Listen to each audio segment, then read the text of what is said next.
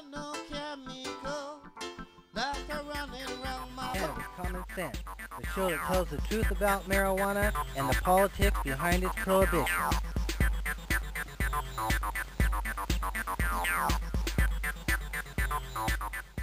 That's been Bingy and the Seventh Seal. Welcome to another exciting edition of Cannabis Common Sense. They are obviously our musical guest tonight. Mr. Casper Lynch is here. How have you folks been? bless. Thanks. Giving thanks and praises. Yeah, man.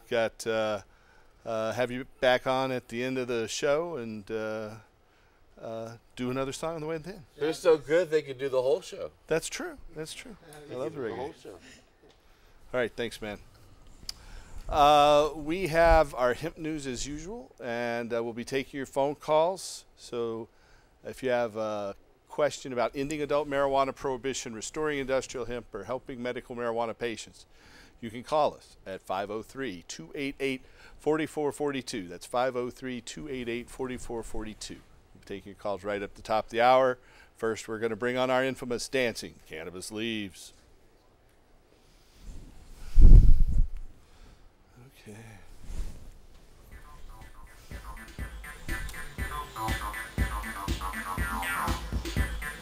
Hey, team. Howdy.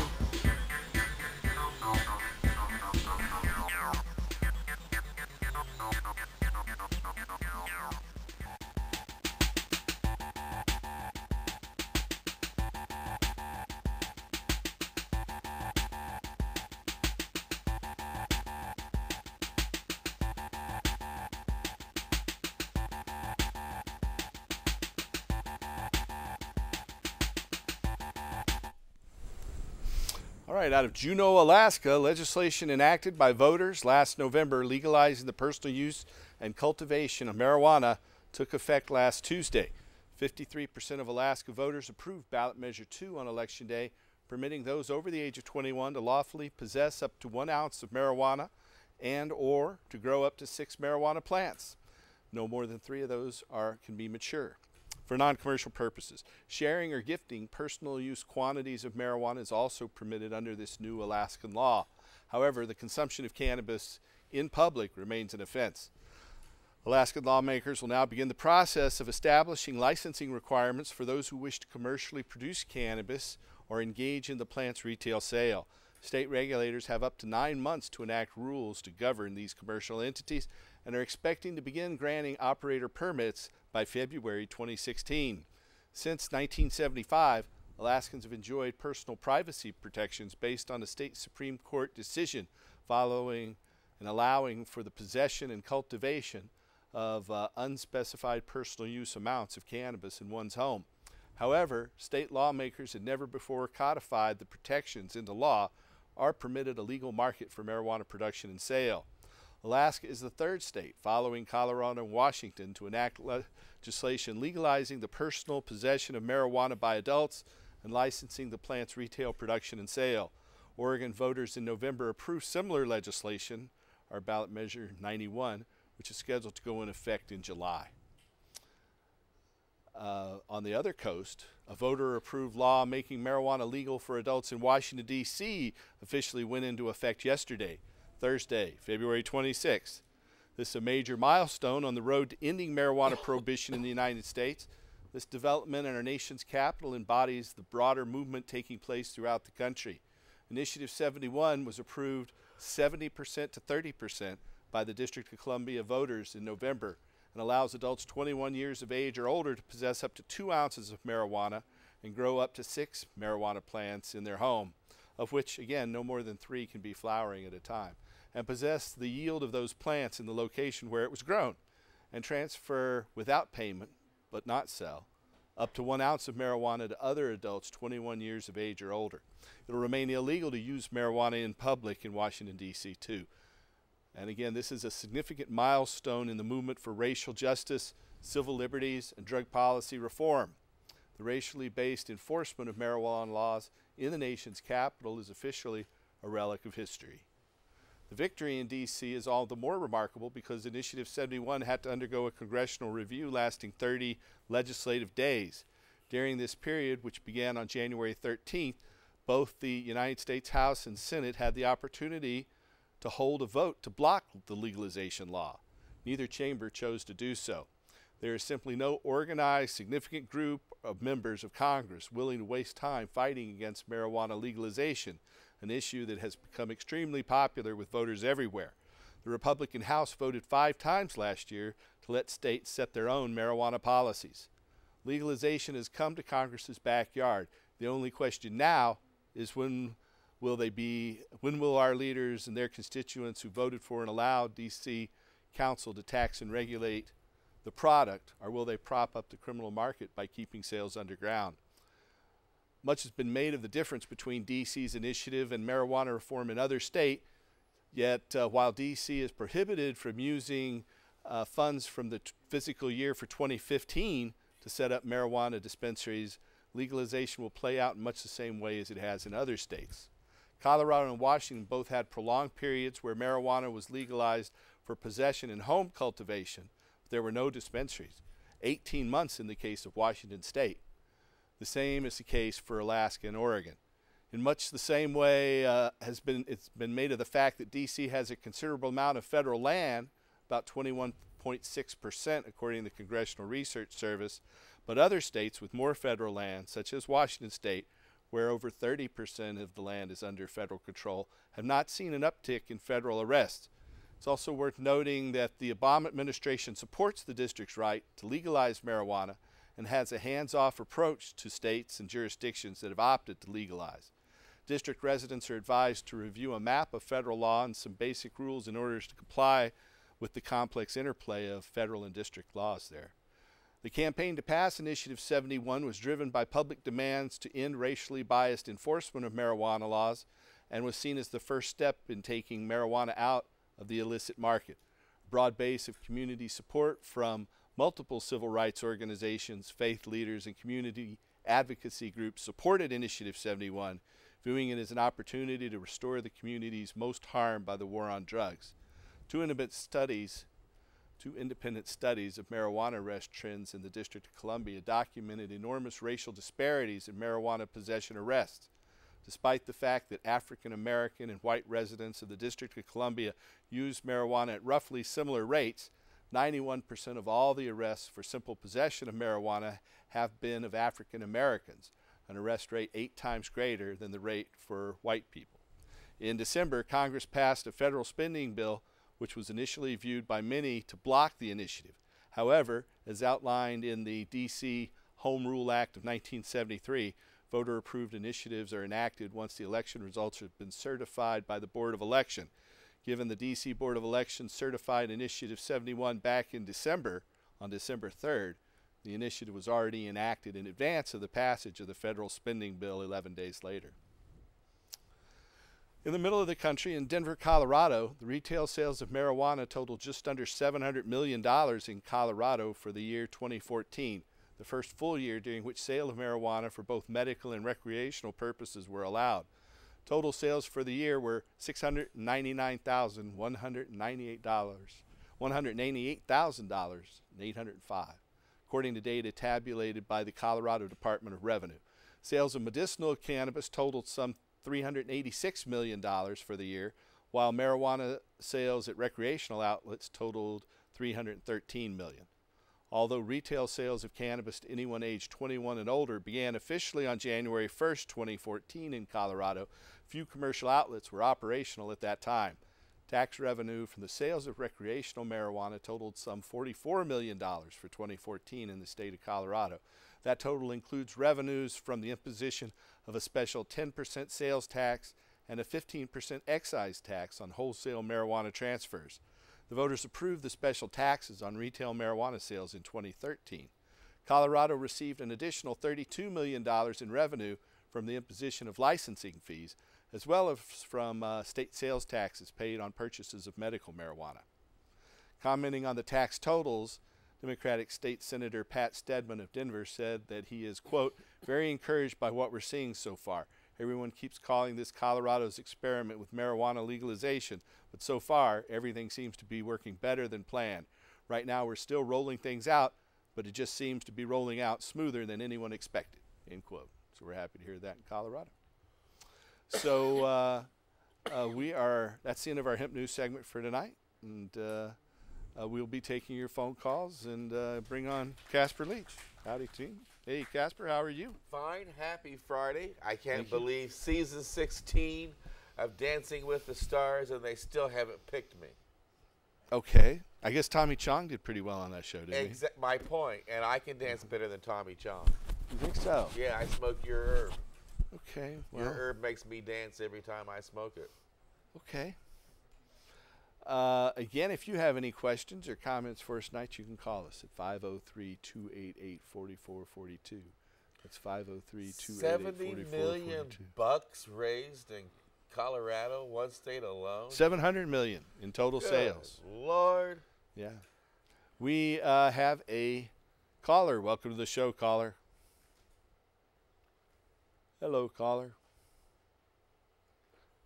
Let's see if we can bring that. Can you hear me? Yes, we can. Start again, though, please.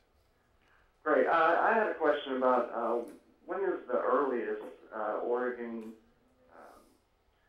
would be able to sell recreational marijuana? Probably about this time next year. The law, if you read the voter pamphlet that was sent out to all us Oregonians before we voted on it, it said that the law in the voter pamphlet and the explanation said it went into effect 30 days after the election. In fact, there are two clauses in the Oregon law. I'm sure we might pull those up and just show them to you here in a moment. One says that the law went into effect 30 days after the election, and just a few paragraphs later it said that the law went into effect in mid-July. Well, you know, the law was drafted by a big committee of people. I sat in on about 25 of those meetings, and that was obviously an oversight. But I hold that the law went into effect back 30 days after the election, but the media is reporting it doesn't go into effect until July 15th. And that means that you can legally possess and grow marijuana. But the licensing system for the retail sales of marijuana won't be implemented until next year. The initiative requires that the state begin accepting applications for the retail, social, adult sale of marijuana no later than next January. Okay, so I guess that process It's going to will be take a while. to process applications that are Yeah, they aren't even will going to be start. accepted, right? Yeah, they aren't even going to start accepting applications to get this license. Right now, the Oregon Liquor Control Commission, which has been given the authority to regulate the sale of marijuana, is having a series of meetings around the state that they have called listening meetings. They had one in Tigard yesterday, one here in Portland today, and in those meetings they have indicated that they're going to try to implement a system like Colorado's in that they supervise the sale of marijuana from seed to sale. And the OLCC sent a letter to the legislators today saying that they criticize the medical system because it doesn't, the current medical marijuana dispensary system does not require that intense supervision from seed. In Colorado, you actually have to have the plants on camera, and that camera feed piped to the state from the time the plant is a little baby until it's processed, until it's sold. So the OLCC says that the medicinal marijuana regulations do not do that, and they're encouraging the legislature to impose that. Now, the OLCC director, and I disagree with him, seems to think that the fact that there's this federal directive, the Cole Memorandum, that directs states how they can regulate marijuana. It's really up to the states to regulate marijuana. But one of the things they require is that no marijuana will be diverted out of the state outside of the licensed sales system. And so by having that requirement, the OLC is saying medical marijuana dispensaries aren't subject to that, the level of scrutiny that they want to impose, and the level of scrutiny that the director of the OLC, wrongfully I think, is saying that medical marijuana dispensaries and commercial businesses should be subjected to. So there's a bunch of debates going on. The OLC is having these they're supposed to be listening groups. Then they will promulgate administrative rules. There'll be a period for public input into those administrative rule drafts. After that, they'll come out with a final set. If we don't agree with them, we can litigate them, or we can go back to the ballot box with an initiative to try to change it, or encourage the legislature to change it. So that the political process is kind of messy and adversarial, but it's the one we've got. It beats duking it out or, hurting people, I guess. And just one more thing. Is there some sort of registration that's associated with personal growing? No, there's no registration associated with personal growing. Here in Oregon, you can legally grow 4 plants and possess up to 8 ounces of medicine, and also have liquid cannabis products and food products as well. You don't need a license for that. Okay. 4 plants per household. Right. Okay. Great. I really appreciate your help with that. Sure. There's a lot of misconception with that initial date for recreational retail. Well, like I said, the law itself says in 2 different places that there are different dates that it's implemented, and the media has chosen to focus on the one in July. I prefer to focus on the one last December. Right. Yeah, me too. All right. Well, I really that's what it said in the voter and, power have a plan. good show. Thanks. Appreciate that. If you have a question or comment for us tonight, you can call that number on your screen. It's 503-288-4442. Guess we got a couple more calls. Excellent. Welcome to the show, caller. Hi. Howdy. Wow, Paul. How do you guys keep all that stuff in your brain? You amaze me. It's marijuana use. I think that's No, it. I use it too, and I know what it does to my brain. Anyway, I have a question for you. I've been on fentanyl patch for pain for years. I've tried to get off of it, and they're pretty nasty, aren't they? It's just difficult beyond words to get off of. I understand. So my question is, does marijuana interfere at all with prescription medications, boost them or interfere with them?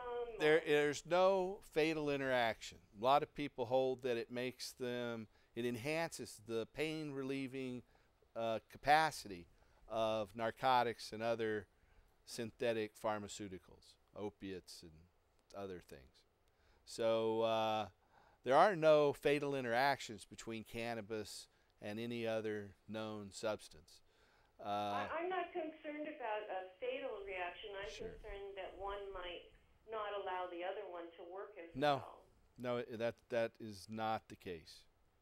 Okay. And if your personal experience says differently, in fact, it will increase the pain relieving capacity of other drugs. For people who are addicted to drugs, and the state is obviously giving you these patches, you must have had some very severe pain issues, but the doctors basically give you these things, and you're addicted in a very short period of time, anywhere from 3 to 14 days, and you're pretty much hooked. And the longer you're on them, the more your body gets addicted. And so there are some other ways to end addiction, but it has to be under a medical doctor's supervision. Some people say taking extremely strong extracts of cannabis can help people kick these other drugs.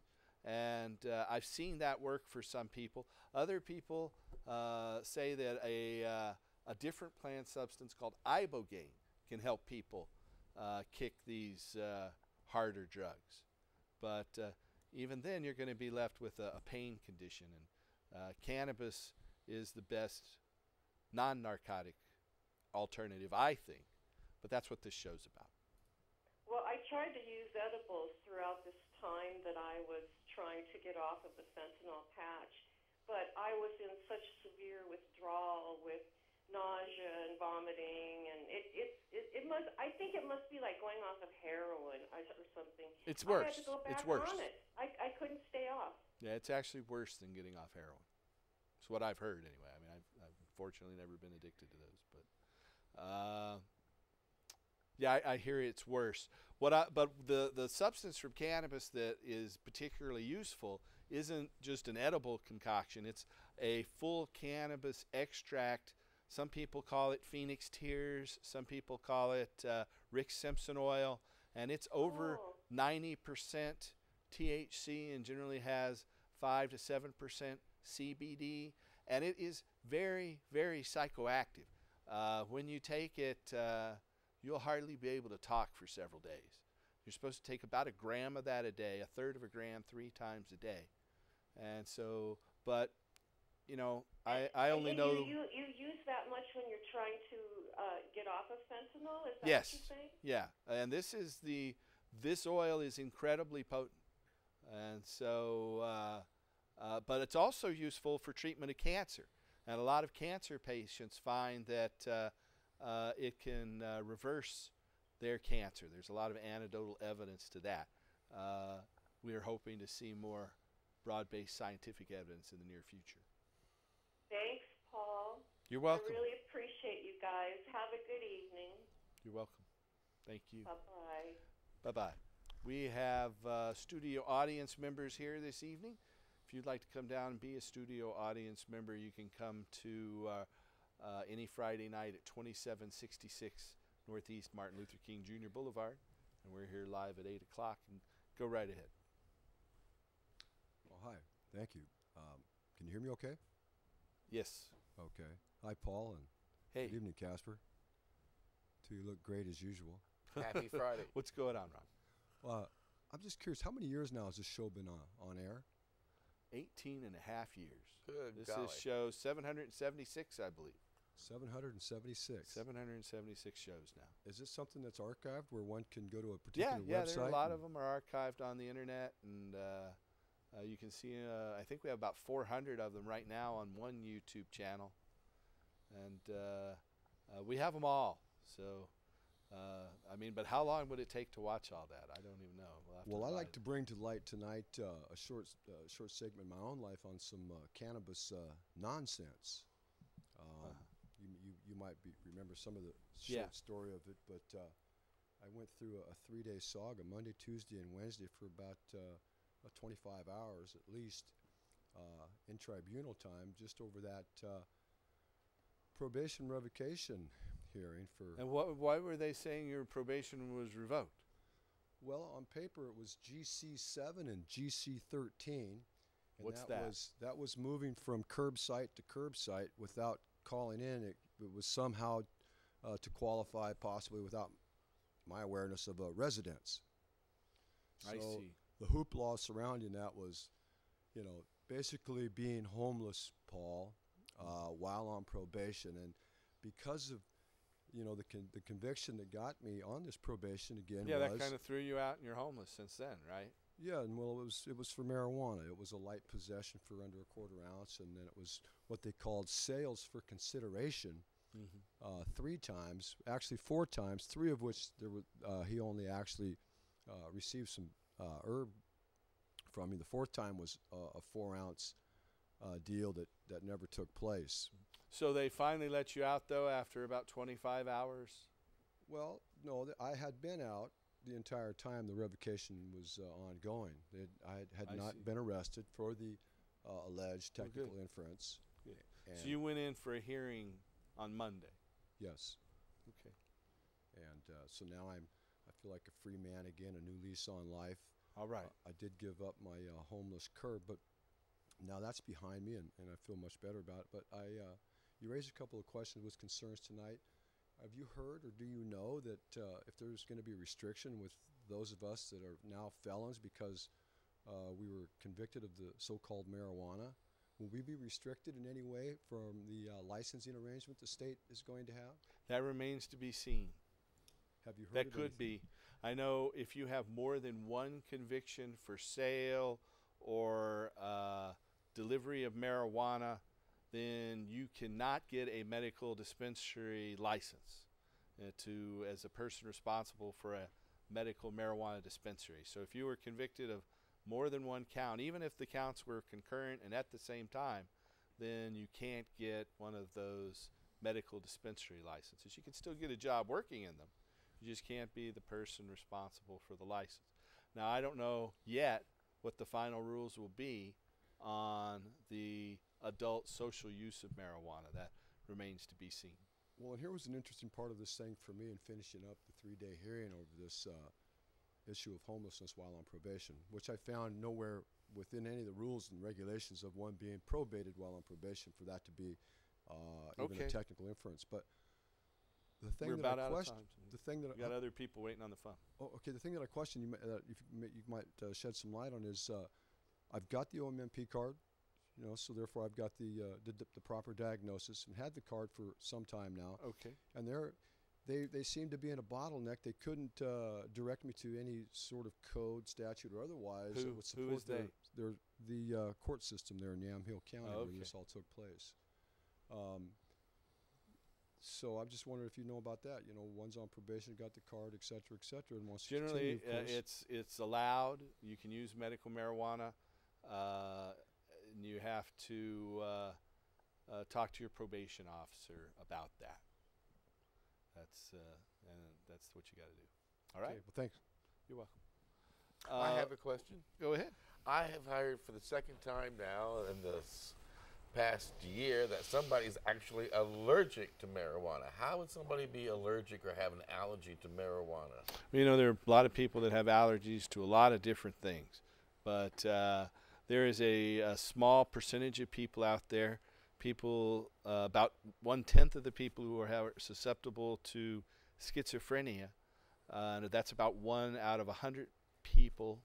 1% of the people are susceptible to schizophrenia, and out of those, about 1/10 of those, or about 1 out of 1,000 people, is likely to have a cannabis-induced psychotic episode.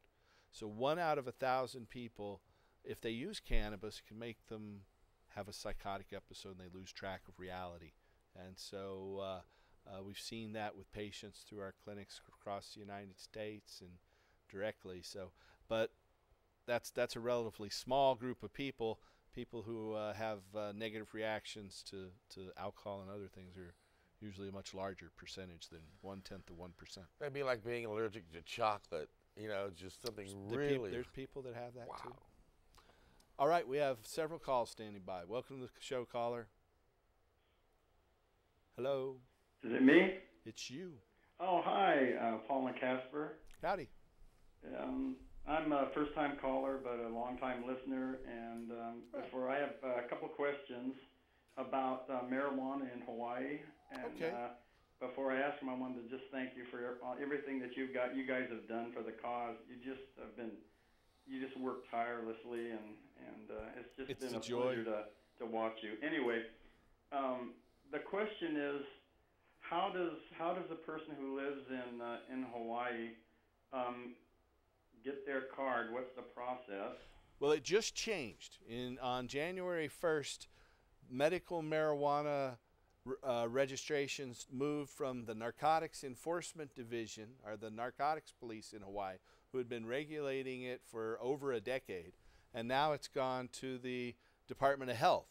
And so you make an appointment with a doctor, and you put in an application and a fee to the Department of Health, and you also have the doctor fill out a attending physician statement, turn that in to the Department of Health, and then they issue a medical marijuana permit. Great. I thought I heard you say that once before when you mentioned about Hawaii. And my second question is it true that they don't have any dispensaries? Yeah, Hawaii does not have dispensaries at this point. There have been a lot of talk about it. The Narcotics Enforcement Division always opposed it. And in fact, Hawaii is strange in that, 80% of all the people live on the island of Oahu, where Honolulu is. Right. And there's about less than 10% on the other 3 major islands, Maui, the Big Island, and Kauai. Right. The island of Hawaii only has about 10% of the medical marijuana permits. And the Big Island of Hawaii, with about 10% of the population, has 60% of the medical marijuana permits in the state of Hawaii. But on the island of Oahu, It's very urbanized. Land is very, very expensive. Most people don't have access to land. There Where you go. on the Yeah. big island of Hawaii, it's the most agricultural state. Exactly. And it has a culture of marijuana, especially around the volcano, around Hilo, Pahoa. It has a Yeah. long time culture. I remember back in the mid 80s, I would go to Hawaii, buy pounds of marijuana, bring it to Oregon. So I was stationed in the Army in Hawaii when I was a teenager. The reason I went in the Army back when Jimmy Carter was president is because the recruiter said, "How would you like to go to Hawaii?" That sold me on it at the time. So a person applies and gets this card, and so how do they go about obtaining their medicine? You've got to either grow it yourself or find someone to grow it for you. And so you could band together with other patients to form a garden, but there have been several panels that are recommending dispensaries be set up, but so far the state just continues to study it and study it. The state of Hawaii, the police are kind of in charge of the marijuana distribution. It's really corrupt. And so there's they don't want to see anybody except themselves sell the marijuana. And so that's got to be overcome. It's also Japanese culture is highly conformist, and so they're in control of a lot of the political process, the Japanese ancestry people. And so those are a couple of dynamics that really don't apply elsewhere. But Hawaii is its own little case there, and each island is different. Great. Thank you so much, Paul. I appreciate it very much. Thank you. You're welcome. Bye-bye. We have another caller. Oh, that one's gone. Well, let's try that again. Welcome to the show, caller. Hello. Howdy. Hi. I had a question. I was just wondering if you knew what the legalization is going to look like for people who are parents with small children in Oregon. I know it's currently a gray area, especially maybe for somebody who's had problems with child welfare in the past for marijuana-related causes. Yeah, I don't know what's going to happen. I do know there's a long history of the Child Supervisory Services harassing parents. I know many, many mothers who had their babies drug tested and themselves drug tested at birth. They had no idea that was going on, only to have the Child Services and Protection Services come in and start interviewing them. And in many cases, taking the child away from the parent because of marijuana use. And that's been very, very common for 30 years in this state. In fact, I am the father of 3 children who are now adults, but back when they were born, we all had them at home because we didn't want to have to deal with the babies and my wife being drug tested. And, you know, doing this show, I was always worried about the police coming and bothering my children. Fortunately, that didn't happen to me here in Portland, but that it does happen to a lot of different people. And I know many people who've had interactions with child services based on these unannounced drug tests that they give the baby and the mother at birth. And so hopefully with the legalization of marijuana and the truth coming out more and more about marijuana, that marijuana isn't a bad thing and doesn't have a negative effect on childbirth. In fact, helps many women with a lot of different issues around reproductive health and childbirth, that those realities will become more well known and they can be studied. You know, marijuana has been in this class as a Schedule I drug, and as a Schedule I drug, no studies were allowed on women of childbearing age. So here in the United States, there hasn't been any science allowed about women of childbearing age, though there have been some out of Jamaica and other places that show that babies of mothers who use marijuana have a slightly higher birth weight, which is theoretically healthier, where, you know, women who use alcohol or tobacco, tend to have a lower birth weight. And so, but in terms of when we'll be able to finally deal with reality instead of the misperceptions about marijuana about marijuana not having all the negative effects that alcohol and tobacco have, and being in a unique class by itself and beneficial in many ways. Until we can get that out there in front of the public and our elected officials, we're going to have to keep fighting these misperceptions, and especially around, women of childbearing age and the use of marijuana. Recently they've taken women who are working in daycare facilities and said, if you have a medical marijuana permit, you can't work in a daycare facility. Well, that's just ridiculous. But still there's that perception out there, and no one advocates that somebody get high and work in a daycare facility. But if they're using cannabis away from the facility to treat their medical conditions, that shouldn't be something that stops their employability. But I hope I answered that question. Yeah, you did. Thank you. You're welcome. Thanks for calling. Good luck. Thanks. Thank you. You're welcome. We have another caller. Welcome to the show, caller. Hi. Howdy. I am wondering if there's any sale of seeds, or if there's any work on it for the future. There's a lot of work on it for the future. And there are a lot of people who are shipping seeds from Europe and Canada.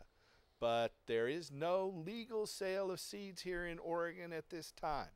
I think there are places you can legally buy seeds in Washington and Colorado. But here in Oregon, it still is, the regulatory laws have not been fully implemented. Now, there's a special tax on selling marijuana plants themselves that's imposed by Measure 91. It's $5 per live plant, but those regulations haven't been developed, and we probably won't see those licensed sales till sometime next year. Okay, thank you. You're welcome. Good night. Good night. Okay. What have you got to say, Casper? Well, I want to say thank you to the hardworking webmaster, Stephen Bradley, who's been working on Time for Hemp, making the timeforhemp.com website pop and whistle and get the news zine out. And we are buffing it up and making it look even better. Make it a point to stop by and visit timeforhemp.com on a regular basis and watch it change and grow. And I also want to remind people that we are 24 hours a day, 7 days a week, broadcasting about how important it is to end prohibition. So a shameless plug and a big thank you is what I wanted to do. Thank you. Okay. We have a video about our past co-host, Dr. Philip Levesque, that we'd like to run. I think, is that ready to go? Let's go ahead and run that. We'll be back, and we've got one caller standing by, and you can call and maybe get a question in too. We'll be right back.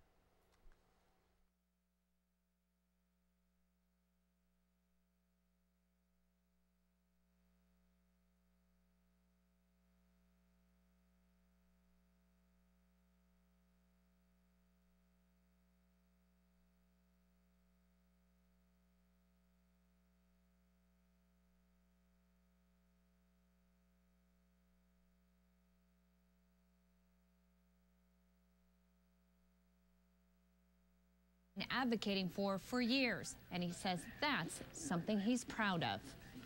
Pretty good for a Hood River farm boy. When asked how he wants to be remembered, Dr. Phil Levesque is quick with an answer. Pot Doc.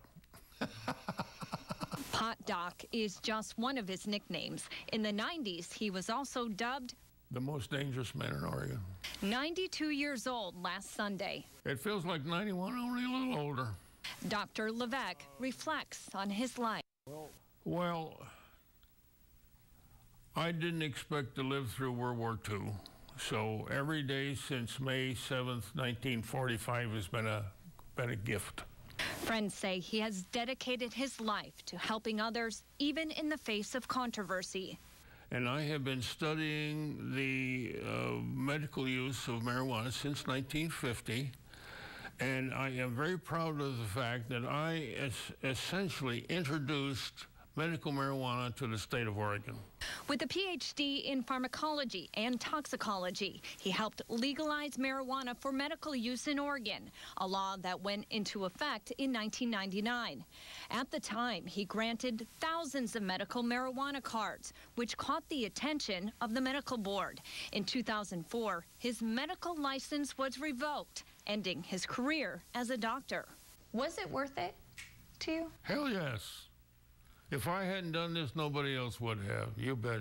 You bet. In November, 56% of Oregon voters voted to legalize the recreational use of marijuana, a law that takes effect in July. Do you feel like people are finally catching up with you? Heck yes. 10 years ago, it was poison and very addicting. As the marijuana movement continues, Dr. Levesque is proud of his contributions. What are you most proud of? I think survive until I was 92, I think. Something like what?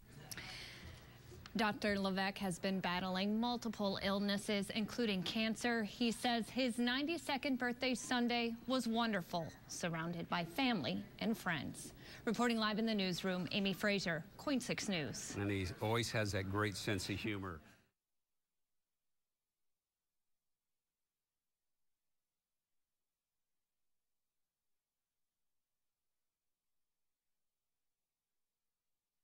When the Vietnam guys started coming back, he came on for his 90th birthday on this show just 2 short years ago. and the psychiatrist would say to you, well, so you've been playing cowboys and Indians over there someplace, and now you want some sort of sympathy or something. His femur and hip prescriptions for Valium for 2 weeks and you'll be all over it. So we wish Guess what happened? It didn't work. They got him hooked to Valium. On the show. We have a couple callers standing by. Let's see how quickly we can take this call. Welcome to the show, caller. Hello, caller. Not there. Let's try another line. Hear me now? I can hear you now. Okay, great. Hey, I saw the news story about Dr. Levesque, and that's one of the 2 things I wanted to ask you about. By the way, I just tuned in about 5 minutes ago, so I didn't catch Hemp News or any of the other rest of the show. I taped it, so I'm going to go back and watch it tomorrow. Okay, cool. But Dr. Levesque, what kind of cancer does he have? Prostate. And I was going to give you some naturopathic ways of dealing with cancer, like taking serrapeptase to cut down on the inflammation, ginger and kombucha together, because there's a little bit. By the way, anybody who has cancer should not consume animal protein until they get the cancer beaten, and they should also try to avoid any kind of refined sugar, refined carbohydrate, because that just feeds the cancer like crazy. But if he had a boatload of ginger in with a small amount of sugar, the cancer cells just love that sugar. They're going to take that ginger in with it, and it's kind of going to be like the Trojan horse for the cancer cells. By the way, as you already know, I don't have to tell you this, but there are certain varieties of cannabis that are very effective cancer fighters. That's but true. you tell me what kind of cancer he has, Prostate and cancer. how long he's had it. Prostate cancer. They've known about it for about 6 months.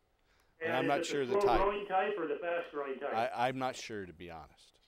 And from what I understand about most men that they diagnose with prostate cancer, if you're in your 60s, upper 60s or older, most of the time, unless it's the fast-growing kind, they don't.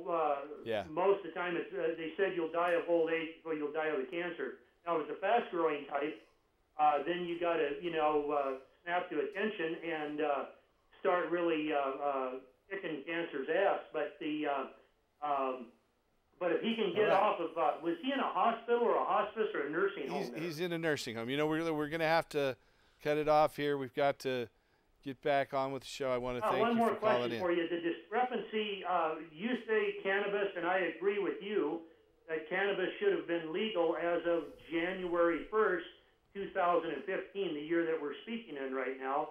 And the state and the, what I've read in the news media and what I've seen on television and radio, they all say July 1st. What's the difference, and is it, and which rule is the cop going to use? I think they have to use the January one, but in the media they're saying July. It's in the law in 2 different places. I want to thank you for your call.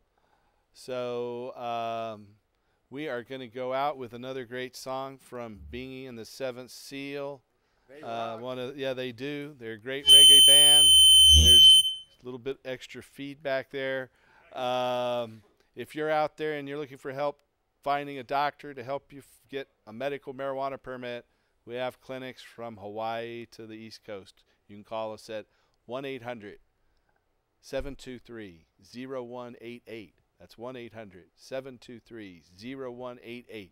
If you're here in the Portland area, you can call us at 503-281-5100. Want to thank you folks for watching. Tune in next week. Thank you, Casper. Thank you, Bingy. Thank you, Seventh Seal. And help us restore hemp. Good night.